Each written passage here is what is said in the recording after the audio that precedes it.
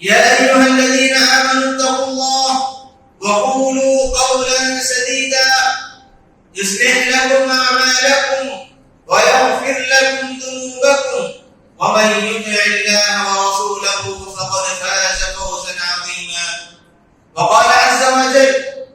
إنما يتقبل الله من المتقين.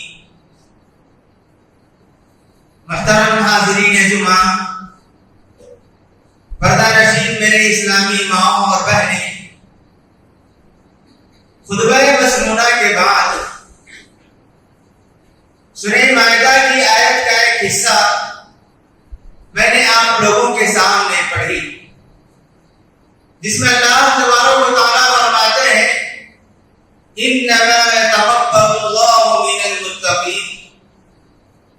یقیناً اللہ تبارک و تعالیٰ نیک اور پرہیزگار لوگوں کے اعمال ہی قبول کرتے ہیں. انسان کو اسلام کی نعمت ملنے کے بعد سب سے بڑی نعمت جو حاصل ہوتی ہے وہ رب العزت کی جانب سے عبادت، نیکی کی توفیق ملنا. یہ اللہ تبارک و تعالیٰ کی بہت بڑی نعمت ہے کہ اللہ تبارک و تعالیٰ کسی انسان کو اسلام کی نعمت سے مالا مال کرے، پھر اسے نیکیوں میں آگے بڑھنے، نیکیوں کا شوق، عبادت کا جذبہ، تلاوت، صدقہ و خیرات، دعا و مناجات، ذکر و اذکار، اس طرح مختلف نیکیوں کی توفیق اللہ تبارک و تعالیٰ کسی بندے کو دے تو یہ اس کے لیے بہت بڑی نعمت ہے. اس نعمت کا احساس ہمیں ہونا چاہیے کہ اللہ تبارک و تعالیٰ ہر انسان کو یہ نعمت، یہ توفیق نہیں دیتے. ہم میں مسلمانوں کی تعداد بہت زیادہ ہے، لیکن نیکیوں کی توفیق ملنا، نیکی کی ہدایت ملنا، یہ بھی ایک بڑی نعمت ہے. اس کا احساس ہمیں ہونا چاہیے کہ اللہ کے رسول صلی اللہ علیہ وسلم نیکیوں کے تعلق سے آپ کا رویہ، آپ کا سلوک، آپ کی سنتیں کیا تھیں، اسے بھی جاننا چاہیے. محترم حضرات، آج کے خطبے میں آپ لوگوں کے سامنے نیکیوں کے حوالے سے دو اہم باتوں کو ذکر کرنا میں مناسب سمجھتا ہوں. سب سے پہلی بات یہ کہ انسان نیکی بجا لانے کے بعد سب سے پہلے یہ کوشش کرے کہ رب العزت کے پاس یہ دعا کرے کہ پروردگار میری نیکیوں کو تو قبول فرما لے. نیکی بجا لانے کے بعد، نیکیوں کو انجام دینے کے بعد ہم نیکیوں کے قبولیت کے تعلق سے غافل ہو جائیں، یہ مناسب بات نہیں ہے. انبیاء کرام کا طریقہ، نبی کریم صلی اللہ علیہ وسلم کا طریقہ، صحابہ کرام کا طریقہ اور سلف صالحین کا طریقہ یہ رہا ہے کہ جب وہ نیکی کرتے، نیکی کے بعد ضرور ان نیکیوں کے قبولیت کے لیے بھی دعا کیا کرتے تھے. ہم نیکیوں کو بجا لانے کے بعد اس اعتبار سے ہم مطمئن ہو جائیں کہ اللہ رب العزت ہماری نیکیوں کو قبول کریں گے، ہماری نیکیاں اللہ تبارک و تعالیٰ ضرور ان نیکیوں کا ثمرہ، ان نیکیوں کا بدلہ ہمیں ضرور دیں گے. اس طرح گمان رکھنا یہ مناسب بات نہیں ہے. سیدنا ابراہیم علیہ السلام کو اللہ تبارک و تعالیٰ نے بیت اللہ کی تعمیر کا حکم دیا تو ابراہیم علیہ السلام اپنے فرزند اسماعیل علیہ السلام کے ساتھ مل کر اللہ تبارک و تعالیٰ کے حکم سے کعبۃ اللہ کی تعمیر کرتے ہیں. اور حکم اللہ تبارک و تعالیٰ کا ہے، گھر اللہ تبارک و تعالیٰ کے لیے، سب کچھ اللہ تبارک و تعالیٰ کے لیے ہے، لیکن گھر کی تعمیر مکمل ہونے کے بعد، کعبۃ اللہ کی تعمیر مکمل ہونے کے بعد دونوں رب العزت سے دعا کرتے ہیں کہ پروردگار ربنا تقبل منا انک انت السمیع العلیم. اللہ تبارک و تعالیٰ کا حکم تھا اور اللہ ہی کے لیے وہ گھر تھا، اور ابراہیم علیہ السلام ابو الانبیاء تھے، اللہ تبارک و تعالیٰ کے خلیل تھے. اس کے باوجود اس نیکی کے بعد جو فکر داخل ہوئی وہ یہ کہ اللہ تبارک و تعالیٰ اس نیکی کو قبول کر لے. ابراہیم علیہ السلام جیسے نبی کو یہ فکر لاحق ہو تو ہمیں ہماری نیکیوں کے بعد کتنی اپنی نیکیوں کی فکر کرنی چاہیے، اپنی نیکیوں کے قبولیت کی فکر کتنی کرنی چاہیے، اس پر ہمیں غور کرنا چاہیے۔ اسی لیے سلف میں سے کوئی جب یہ آیت پڑھتے، وہ ہے بن عمر کے نام تعلق سے آتا ہے کہ جب وہ یہ آیت پڑھتے تو زار و تار رونے لگتے کہ پروردگار اس آیت کو پڑھنے کے بعد کہ ابراہیم علیہ السلام نے جو دعا کی، اس دعا کو پڑھ کر وہ زار و تار رونے لگتے اور فرماتے یا خلیل الرحمن ترفع قواعد بیت الرحمن، کہ اللہ کے دوست، اللہ تبارک و تعالیٰ کے لیے گھر تعمیر کر رہے ہو، پھر تم یہ ڈر رہے تھے کہ اللہ تبارک و تعالیٰ تمہاری اس نیکی کو قبول نہیں کریں گے۔ تو اس طرح انبیاء کرام کا طریقہ یہ ہے کہ ہر نیکی کے بعد قبولیت کی فکر کیا کرتے تھے۔ نبی کریم صلی اللہ علیہ وسلم سے نیکیوں کی قبولیت کے تعلق سے مختلف دعائیں وارد ہیں۔ نبی کریم صلی اللہ علیہ وسلم عید الاضحیٰ کے موقع پر قربانی دیا کرتے تھے۔ قربانی کرتے ہوئے اللہ کے رسول صلی اللہ علیہ وسلم کی دعا ہوتی اللہم تقبل منی، اے پروردگار تو اس نیکی کو، اس عبادت کو، اس قربانی کو میری جانب سے، ومن آل محمد، محمد صلی اللہ علیہ وسلم کے خاندان والوں کی طرف سے، ومن امت محمد، اور امت محمدیہ کی طرف سے تو قبول فرما لے۔ نبی کریم صلی اللہ علیہ وسلم قربانی جیسی عظیم عبادت انجام دے رہے ہیں، وہاں پر اللہ کے رسول صلی اللہ علیہ وسلم کو جو فکر لاحق ہے وہ یہ کہ پروردگار اس نیکی کو قبول کر لے۔ صحابہ کرام کا طریقہ دیکھیں، عبدالعزیز ایک سلف میں سے ایک گزرے ہیں، وہ کہتے ہیں کہ میں نے صحابہ کرام کو دیکھا کہ وہ نیکیوں میں بہت زیادہ آگے بڑھنے والے تھے۔ صحابہ کرام نیکیوں میں، ہر قسم کی نیکیوں میں آگے بڑھنے کا شوق رکھنے والے، نیکیوں میں محنت کرنے والے، اور ہر قسم کی نیکیاں انہوں نے کی، لیکن ان کے اندر ایک اہم بات یہ تھی کہ جب وہ نیکی میں جس طرح محنت کرتے، نیکی کے بعد بھی وہی محنت اس کی قبولیت کے لیے بھی کیا کرتے، جب وہ نیکی سے فارغ ہو جاتے انہیں یہ فکر لاحق ہوتی، یہ فکر لاحق ہوتی کہ وہ اللہ تبارک و تعالیٰ اس نیکی کو قبول کیے ہیں کہ نہیں۔ یہ سلف صالحین کا طریقہ رہا ہے۔ تو اسی لیے ہمیں بھی چاہیے کہ جب کبھی ہم کوئی بھی نیکی انجام دیں تو اس نیکی کی قبولیت کی فکر کرنی چاہیے کہ پروردگار میری اس نیکی کو تو اپنے فضل و کرم سے قبول فرما لے، کیونکہ اللہ تبارک و تعالیٰ فرماتے ہیں انما یتقبل اللہ من المتقین، کہ اللہ تبارک و تعالیٰ نیک پرہیزگار لوگوں کی عبادتوں کو ہی قبول کرتے ہیں۔ ہم جو عبادتیں انجام دیتے ہیں ان عبادتوں کا حال کیا ہوتا ہے ہم خود جانتے ہیں، اس میں کتنی سنتیں چھوٹ جاتی ہیں، اخلاص کی کمی، اطمینان کی کمی۔ رسول اکرم صلی اللہ علیہ وسلم نے ان عبادتوں کو کرنے کے جو آداب بتائے ان آداب میں کچھ خلل ہوتا ہے، تو اس وجہ سے ہماری نیکیوں میں خلل ہونا، کمی ہونا، نقص ہونا ضروری ہے۔ اسی لیے جب ہم اللہ تبارک و تعالیٰ کے دربار میں یہ دعا کریں گے پروردگار ہماری نیکیوں کو تو قبول فرما لے، ہمارے ذکر اذکار کو تو قبول فرما لے، ہمارے تلاوت کو تو قبول فرما لے، ہماری دعاؤں کو قبول فرما لے، تو پروردگار اپنے فضل سے ہماری نیکیوں کو قبول کر سکتے ہیں۔ نیکی کے بعد مطمئن ہو جانا، یہ سوچ لینا کہ اللہ تعالیٰ ہماری ہر عبادت کو قبول کریں گے، یہ مناسب بات نہیں ہے۔ اگر کوئی انسان نیکی کرتے جائے اور قبولیت کی فکر نہ کرے اور اپنے آپ کو یہ سمجھے کہ میری ساری نیکیاں میرے نامہ اعمال میں لکھی جا رہی ہیں، تو یہ ہمارے لیے بہت ہی نقصان دہ بات ہوگی۔ نیکی کے بعد سب سے پہلی اہم چیز یہ ہے کہ ہم اس نیکی کی قبولیت کی فکر کریں، کہ پروردگار کے دربار میں گڑ گڑائیں، بار بار دعا کریں کہ پروردگار میری اس عبادت کو تو قبول کر لے۔ یہ سب سے پہلی بات تھی کہ جب ہم نیکی کریں تو اس نیکی کی قبولیت کی فکر بھی کرنا بہت ضروری ہے۔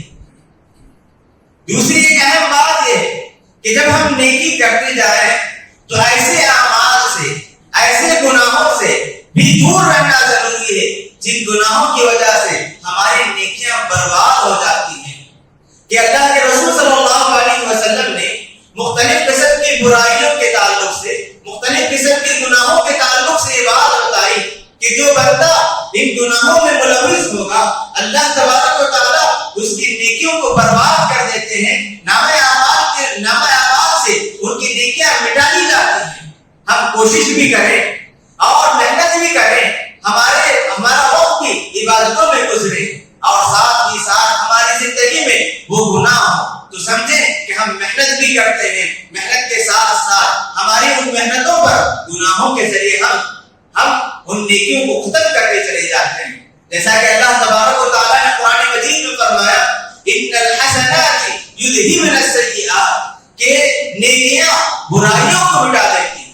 نیکیاں برائیوں کو مٹا دیتی ہیں، اسی طرح برائیاں نیکیوں کو مٹا دیتی ہیں۔ جس طرح نیکیوں میں برائیوں کو مٹانے کی قابلیت ہے، صلاحیت ہے، اسی طرح چند برائیاں ایسی ہیں جو ہماری نیکیوں کو ختم کر دیتے ہیں، جن کے تعلق سے اللہ کے رسول صلی اللہ علیہ وسلم نے چند برائیوں کے تعلق سے بات بتائی۔ سب سے پہلی بات یہ کہ ہم جب کبھی کوئی بھی نیکی کریں، کوئی بھی عبادت انجام دے، تو وہ عبادت خالص اللہ تبارک و تعالیٰ کے لیے ہو۔ اللہ تبارک و تعالیٰ کی خوشنودی حاصل کرنا، اللہ تبارک و تعالیٰ کا ثواب حاصل کرنا، اللہ تبارک و تعالیٰ کو خوش کرنا، یہ ہمارا مقصد ہو، جسے ہم اخلاص کہتے ہیں۔ ہر نیکی کے پیچھے ہماری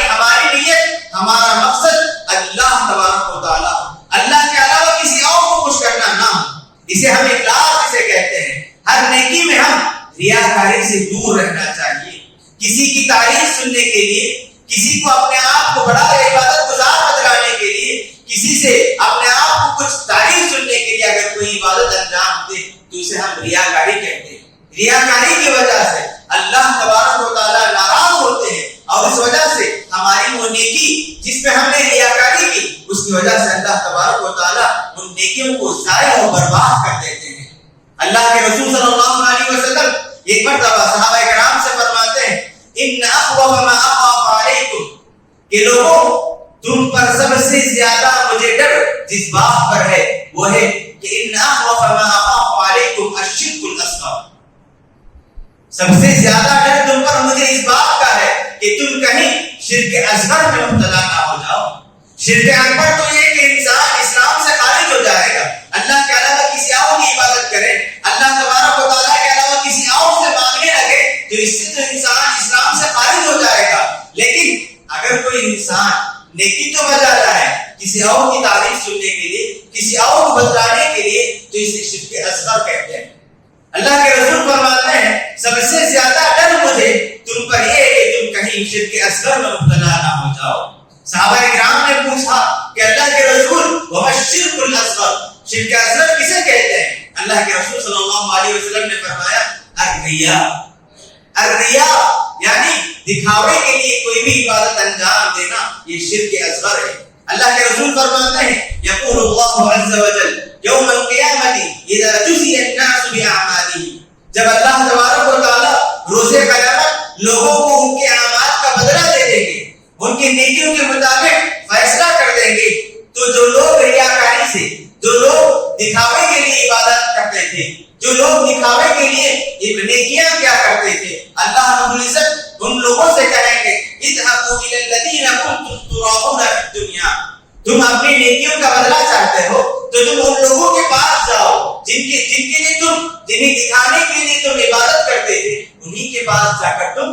اپنی عبادتوں کا بدلہ تلاش کرو۔ تم نے میرے لیے نیکی نہیں کی، تم نے میرے لیے عبادت نہیں کی، تم نے تو دنیا میں جن لوگوں کو دکھانے کے لیے عبادت کی، انہی کے پاس جا کر ان نیکیوں کا بدلہ تلاش کرو۔ اللہ تبارک و تعالیٰ ان کی نیکیوں کو برباد کر دیتے ہیں۔ ایک اور مشہور حدیث میں اللہ کے رسول فرماتے ہیں کہ کل روز قیامت اللہ تبارک و تعالیٰ سب سے پہلا فیصلہ 3 لوگوں کا فرمائیں گے۔ ان میں سے ایک عالم ہوگا، ان میں سے ایک بہت بڑا سخی اور مالدار ہوگا، اس میں سے ایک شہید ہوگا۔ تینوں کے درمیان اللہ تعالیٰ فیصلہ کریں گے اور تینوں کا انجام جہنم ہوگا۔ اللہ تبارک و تعالیٰ کے پاس ان تینوں آ کر کہیں گے کہ پروردگار، عالم کہے گا کہ پروردگار میں نے تیری دین کی خدمت کی، مالدار کہے گا کہ پروردگار میں نے تیری راہ میں بہت کچھ لٹا دیا، شہید کہے گا کہ پروردگار میں نے اپنی جان تیری راہ میں قربان کر دی۔ اللہ تبارک و تعالیٰ جواب دیں گے تم تینوں نے یہ کام کیے، لیکن تمہارا مقصد لوگوں کی تعریف سننا تھا، لوگوں کو دکھانا تھا۔ عالم سے کہا جائے گا کہ تو نے دین کی خدمت کی تاکہ لوگ تجھے کہیں کہ یہ عالم ہے. مالدار سے کہا جائے گا کہ تو نے اللہ کے راہ میں قربان کیا, تو نے مال لٹائے, لیکن اس وجہ سے کہ لوگ تجھے سخی کہیں, لوگوں نے تجھے سخی کہہ دیا. اور شہید سے کہا جائے گا تو نے شہید اس لیے ہوا تاکہ لوگ تجھے شہید کہیں, تجھے دنیا ہی میں شہید کہہ دیا گیا. تو تم نے جس مقصد سے جو عبادتیں جو نیکیاں کی وہ مقصد دنیا میں حاصل ہو گئے, یہاں آخرت میں ان نیکیوں کا کوئی بدلہ نہیں. تو اس طرح ریاکاری کا اتنا بڑا نقصان ہے کہ انسان کی نیکیاں برباد ہو جائیں گی. جب لوگ اپنی نیکیوں کے بدلے جنت پائیں گے, رب کی رضا پائیں گے, جنت کی بلند نعمتوں میں ہوں گے, ایسے موقع پر بہت سارے لوگ جو دنیا میں بڑی بڑی نیکیاں کیے ہوں گے لیکن اللہ تبارک و تعالیٰ ان کی نیکیوں کو برباد کر دیں گے, ضائع کر دیں گے, ان کی نیکیوں کا کوئی اعتبار نہیں ہوگا. اسی لیے اللہ تبارک و تعالیٰ نے سورہ ماعون میں فرمایا فَوَيْلٌ لِّلْمُصَلِّينَ الَّذِينَ هُمْ عَنْ صَلَاتِهِمْ سَاهُونَ وَالَّذِينَ هُمْ يُرَاءُونَ. ایسے نمازیوں کو بربادی ہے, ایسے نمازیوں کے لیے بربادی ہے جو نماز کے معاملے میں سستی کرتے ہیں, لاپرواہی کرتے ہیں اور نماز دکھاوے کے لیے پڑھتے ہیں. جو انسان عبادت دکھاوے کے لیے کرے تو اللہ رب العزت نے دنیا ہی میں انہیں بربادی کی خوشخبری سنا دی. تو ایسے میں ہم جو بھی محنت کریں تو خالص اللہ تبارک و تعالیٰ کے لیے کرنے کی کوشش کرے. اس میں کسی کو خوش کرنا, کسی کی تعریف سننا, کسی کو دکھانا یہ ہرگز مقصد نہ ہو. ہمارا مقصد صرف اور صرف اللہ تبارک و تعالیٰ ہو. دوسری اہم چیز جس کی طرف ہمیں توجہ دینی ہے وہ یہ ہے کہ ہم جو بھی نیکی کریں پابندی کے ساتھ کیا کریں. اللہ تبارک و تعالیٰ نے قرآن مجید میں فرمایا حافظوا علی الصلوات والصلاة الوسطی کہ لوگوں پنجوقتہ نماز کی پابندی کرو اور خاص طور پر عصر کی نماز کی پابندی کرو. نماز کی پابندی سے ہماری نیکیاں محفوظ ہوتی ہیں. نماز کے معاملے میں لاپرواہی اور غفلت ہماری نیکیوں کو برباد کر دیتی ہے. اللہ تبارک و تعالیٰ نے اس آیت کریمہ میں نماز کی پابندی کا حکم دیا اور کہا کہ نماز کی پابندی کرو اور خاص طور پر عصر کی نماز کی پابندی کرو. نماز کے معاملے میں غفلت کی وجہ سے ہماری نیکیاں برباد ہو جاتی ہیں. اللہ کے رسول صلی اللہ علیہ وسلم ایک حدیث میں فرماتے ہیں من ترک صلاۃ العصر حبط عمله کہ جو انسان عصر کی نماز چھوڑے گا اس کی نیکیاں برباد ہو جائیں گی. صحیح حدیث ہے. اللہ کے رسول فرماتے ہیں کہ جو بندہ عصر کی نماز کے معاملے میں غفلت کا شکار ہوگا, جب موقع ملے, جب فرصت ملے پڑھ لیے, اور جب کبھی نیند آ گئی یا کسی اہم کام میں رہے نماز چھوڑ دیے, ایسی نماز کو اللہ تبارک و تعالیٰ قبول نہیں کرتے. اللہ تعالیٰ نے کہا حافظوا علی الصلوات نماز کی پابندی کرو تو عزت کر ہماری نیکیاں قبول ہوگی. نماز کے معاملے میں غفلت, لاپرواہی اور نماز کے معاملے میں سستی ہماری نیکیوں کو برباد کر دیتی ہے. اور اسی طرح تیسری اہم بات یہ کہ ہم جو بھی نیکی کریں نیکی کے ساتھ برائیوں سے مکمل طور پر رکنے کی کوشش کریں. ہم ایک طرف نیکی کو انجام دیتے رہیں اور دوسری طرف برائیاں بھی کرتے رہیں, اور خصوصاً وہ برائیاں, وہ گناہ جو ہمارے تنہائی میں اکیلے میں ہوتے ہیں, وہ گناہ ہماری نیکیوں کو برباد کر دیتے ہیں. اللہ کے رسول صلی اللہ علیہ وسلم فرماتے ہیں لَأَعْلَمَنَّ أَقْوَامًا مِّنْ أُمَّتِي کہ میں میری امت کی اس جماعت کو جانتا ہوں کل روز قیامت جب آئیں گے تو ان کے نامہ اعمال میں اتنی بڑی بڑی نیکیاں ہوں گی کہ تہامات کے پہاڑ جیسی بڑی بڑی نیکیاں ہوں گی. مکے سے قریب ایک بستی ہے جسے تہامہ کہتے ہیں, وہاں کے پہاڑ بہت بلند ہوا کرتے تھے. اللہ کے رسول صلی اللہ علیہ وسلم نے فرمایا کہ کل روز قیامت ایسے لوگ آئیں گے جن کی نیکیاں تہامہ کے پہاڑوں کے برابر ہوں, یعنی اتنی بڑے بڑے پہاڑ کے مالک نیکیاں لے آئیں گے, لیکن اس کے باوجود اللہ تبارک و تعالیٰ روز قیامت لوگوں کے سامنے ان کی نیکیوں کو جس طرح بھوسے کی طرح اڑا کر برباد کر دیں گے. اللہ کے رسول صلی اللہ علیہ وسلم سے صحابہ کرام نے پوچھا کہ اللہ کے رسول ہمیں ان لوگوں کے بارے میں بتلائیے جن کی نیکیاں اتنی زیادہ ہوں گی اس کے باوجود قیامت کے دن انہیں جنت کے بجائے اللہ تبارک و تعالیٰ ان کی نیکیوں کو برباد کر دیں گے. صدقم لنا یا رسول اللہ. صحابہ کرام نے کہا کہ اللہ کے رسول ان لوگوں کے تعلق سے ہمیں بتائیے. اللہ کے رسول نے فرمایا یہ وہ لوگ ہیں لوگوں کے سامنے ہوتے ہیں تو نیکیاں کرتے ہیں، جیسے ہی اکیلے میں جاتے ہیں جہاں انہیں کوئی جاننے والا نہیں، جہاں انہیں کوئی دیکھنے والا نہیں، تو اللہ تبارک و تعالیٰ کی نافرمانی کرنے لگتے ہیں۔ لوگوں کے سامنے مسجد میں آ کر یا جس گلی میں ہم رہتے ہیں یا جس بستی میں ہم رہتے ہیں وہاں تو نیکیوں میں آگے بڑھنے والے، نیکیوں میں سبقت لے جانے والے، بڑا نیک آدمی، بڑا نام ہے اس کا، لیکن جب وہ اکیلے میں جاتا ہے، تنہائی میں جاتا ہے یا کئی ایسی جگہ جائے جہاں اسے کوئی نہیں جانتا ہے تو گناہ کرنے لگے، تو یاد رکھیں اللہ کے رسول فرماتے ہیں کہ اللہ تبارک و تعالیٰ ایسے آدمی کی ساری نیکیوں کو کل روز قیامت بھوسی کی طرح بنا کر اڑا دیں گے، اس کی نیکیوں کا کوئی اعتبار نہیں ہوگا۔ جب اللہ تبارک و تعالیٰ اس کے نام اعمال کو ترازو میں رکھیں گے تو نیکیوں کا پردہ بہت ہی ہلکا ہو جائے گا اور برائیوں کا پردہ بھاری ہو جائے گا۔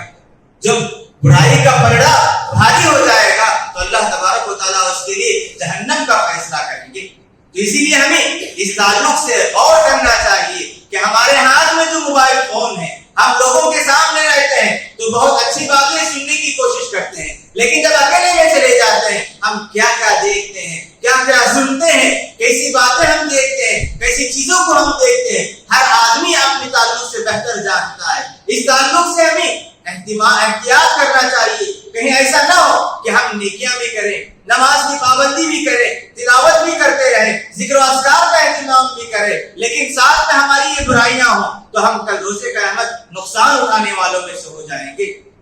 محترم حضرات، نیکیوں کی حفاظت بہت بڑی اہم چیز ہے، نیکیوں کی حفاظت کرنا بہت بڑی بات ہے۔ نیکی جس طرح کرنے کی ہم کوشش کرتے ہیں ان نیکیوں کی حفاظت کی بھی کوشش کرنی چاہیے، نیکیوں کی حفاظت کی بھی کوشش ہمیں کرنی چاہیے۔ قبولیت اعمال کے تعلق سے فکر مند ہونا اور ایسی برائیوں سے ہمیں دور رہنا جس کی وجہ سے اللہ تبارک و تعالیٰ ہماری نیکیوں کو برباد کر دیتے ہیں۔ ایک اور حدیث میں اللہ کے رسول صلی اللہ علیہ وسلم فرماتے ہیں اتدرون من المفلس، صحابہ اکرام سے سوال کرتے ہیں اللہ کے رسول صلی اللہ علیہ وسلم کہ لوگوں کیا تم جانتے ہو کہ میری امت کا سب سے نادار انسان کون ہے؟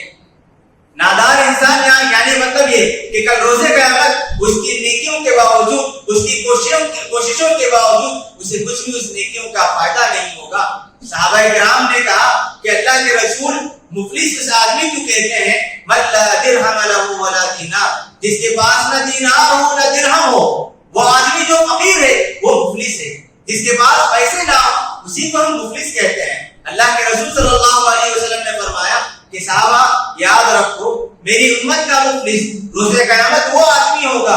جو نیکیاں کو پہنچ لایا ہوگا۔ کل روز قیامت میری امت کا سب سے بڑا مفلس، سب سے بڑا فقیر آدمی وہ ہوگا جو نیکیاں کو اپنے ساتھ لایا ہوگا، لیکن ساتھ ہی وہ نیکیوں میں آگے بڑھنے کے ساتھ ساتھ کسی کو گالی دی ہوگی، کسی پر بہتان لگایا ہوگا، کسی کا مال ہڑپ کر کھایا ہوگا اور کسی پر ظلم کیا ہوگا، اور اس کے ساتھ ساتھ نیکیوں کے ساتھ ساتھ عبادت بندوں کے تعلق سے بہت کچھ اس نے گناہ کیے ہوں گے۔ کل روز قیامت اللہ تبارک و تعالیٰ اس بندے کو فیصلے کے لیے کھڑا کریں گے۔ جب فیصلے کے لیے کھڑے کریں گے تو اللہ تبارک و تعالیٰ اس کی نیکیوں سے لے کر جس پر اس نے ظلم کیا، جس کو گالی دی ہوگی، ناحق گالی دی ہوگی، اس کی نیکی کو لے کر اس آدمی کو دے دیں گے۔ جس کا مال اس نے ہڑپ کیا ہوگا اس کی نیکی لے کر اس مال کے بدلے اس کی نیکی کو دے دیں گے، اور جس پر اس نے بہتان لگایا ہوگا اس کی نیکی کو لے کر اسے دیتے جائیں گے یہاں تک کہ جب اس کی نیکیاں ختم ہو جائیں گی بدلے میں دینے کے لیے نہ تو اللہ تبارک و تعالیٰ ان مظلوم لوگوں کی برائیوں کو لے کر اس کا نام اعمال میں ڈال دیں گے۔ غور کرنے کی بات ہے کہ ہم دنیا میں بہت عبادات میں آگے بڑھیں، ساتھ ہی ساتھ لوگوں کو تکلیف دینے والی بات، لوگوں کے مال کو ہڑپنے لگے، لوگوں پر ظلم کرنے لگے، لوگوں کی عزت پر کھیلنے لگے، کھلواڑ کرنے لگے، غیبت کرنے لگے، تو ایسی یہ ساری باتیں ایسی ہیں جس سے ہماری نیکیاں ضائع ہو جائیں گی، برباد ہو جائیں گی، ہماری محنتیں کچھ بھی کام نہیں آئیں گی۔ اسی لیے ہمیں دو اہم باتوں کی طرف بھی توجہ دینی ہے۔ سب سے پہلی بات یہ کہ جب کبھی ہم نیکیوں سے فارغ ہو جائیں فوراً ہمارے دل میں یہ فکر آنی چاہیے کہ میں اللہ تعالیٰ سے دعا کروں کہ پروردگار میری ان عبادتوں کو تو قبول کر لے، میری ان عبادتوں کو تو قبول کر لے۔ سورۃ المؤمنون میں اللہ تبارک و تعالیٰ والذین یؤتون ما آتوا وقلوبهم وجلہ، کہ وہ لوگ جو کچھ دیتے ہیں دینے کے باوجود ان کے دل کپ کپاتے ہیں، ان کے دل ڈرتے ہیں۔ عائشہ رضی اللہ عنہا نے اللہ کے رسول صلی اللہ علیہ وسلم سے پوچھا کہ اللہ کے رسول، جن لوگوں کے دل کپ کپاتے ہیں وہ لوگ کون ہیں؟ کیا وہ لوگ ہیں جو شراب پینے والے، چوری کرنے والے ہیں، چوری کی وجہ سے، شراب پینے کی وجہ سے اللہ سے ڈرتے ہیں، ان کے دل کب کپاتے ہوں گے؟ تو یہی لوگ ہیں کیا؟ اللہ کے رسول نے فرمایا لا یا بنت الصدیق، کہ ابو بکر کی بیٹی، یہ وہ لوگ نہیں ہیں جن کے دل کب کپاتے ہیں، چوری کرنے والے، شراب پینے والوں کے دل کب کپاتے ہیں، ایسی بات نہیں ہے۔ یہ وہ لوگ ہیں جو نیکیوں میں آگے بڑھنے والے، الذین یصومون ویصلون، وہ لوگ جو روزہ رکھتے ہیں، نماز کی پابندی کرتے ہیں، صدقہ و خیرات کرتے ہیں، ان لوگوں کے دل ڈر رہے ہیں، کب کپاتے ہیں کہ کہیں اللہ تبارک و تعالیٰ ان کی نیکیوں کو برباد نہ کر دے، ضائع نہ کر دے۔ اور اللہ کے رسول نے فرمایا اور ایسے ہی لوگ نیکیوں میں آگے بڑھنے والے ہوتے ہیں۔ نیکیوں میں آگے بڑھنے والوں کی صفت یہ بتائی اللہ تبارک و تعالیٰ کہ ان کے دل کب کپاتے ہیں کہ کہیں ان کی نیکیاں ضائع اور برباد نہ ہو جائے، کہیں اللہ تعالیٰ ان کی نیکیوں کو قبول نہ کرے۔ تو اسی لیے نیکیوں کے بعد قبولیت کی فکر کرنا، اس کے لیے دعا کرتے رہنا، یہ ہمارے لیے ضروری ہے۔ دوسری اہم بات یہ ہے کہ نیکیوں کے بعد ان نیکیوں کی حفاظت بھی ہمارے لیے ضروری ہے۔ ان نیکیوں کی حفاظت کی ذمہ داری بھی ہم پر ہے۔ ہم ان نیکیوں کی حفاظت کرنا چاہتے ہیں تو برائیوں سے دور رہنا ہے۔ ہم نیکیوں کا انجام پانا چاہتے ہیں، نیکیوں کا اچھا بدلہ اللہ تبارک و تعالیٰ سے حاصل کرنا چاہتے ہیں۔ نیکیوں کے بعد برائیوں سے دور رہنا بھی ضروری ہے۔ اللہ رب العزت سے دعا ہے کہ پروردگار ہم تمام کو جب کبھی نیکی کی توفیق دے تو اس کے بعد ہمیں ان نیکیوں کو قبولیت کی بھی فکر ہمارے دلوں میں ڈال دے۔ اللہ تبارک و تعالیٰ ہم تمام کو ہر قسم کی برائیوں سے، خاص طور پر ان برائیوں سے دور رکھے جن برائیوں کی وجہ سے ہمارے نیکیاں برباد ہو جاتے ہیں۔ اللہ تبارک و تعالیٰ ہمیں ہر قسم کی نیکیوں میں آگے بڑھنے اور ہر قسم کی برائیوں سے دور رہنے کی توفیق عطا فرمائے۔ اقول قولی ھذا واستغفر اللہ لی ولکم ولسائر المسلمین من کل ذنب فاستغفروہ انہ